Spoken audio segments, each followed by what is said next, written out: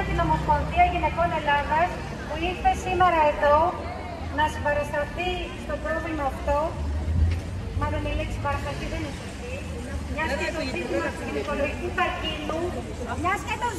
γυναικολογικού καρκίνου, αφορά όλους. Είτε σαν γυναίκες, είτε σαν συνοδοί, είτε σαν παιδιά, αγαπημένοι φίλοι γυναικών που ήρθαν και θεραπεύτηκαν εδώ και που κλείνουν την πόρτα της θεραπείας σε επόμενες γυναίκες. Ευχαριστούμε λοιπόν την Ομοσπονδία Γυναικών Ελλάδας, αλλά ευχαριστούμε και το Σωματείο Εργαζομένων του Εγκινητίου που πήρε απόφαση στήριξης αυτής της κινητοποίησης.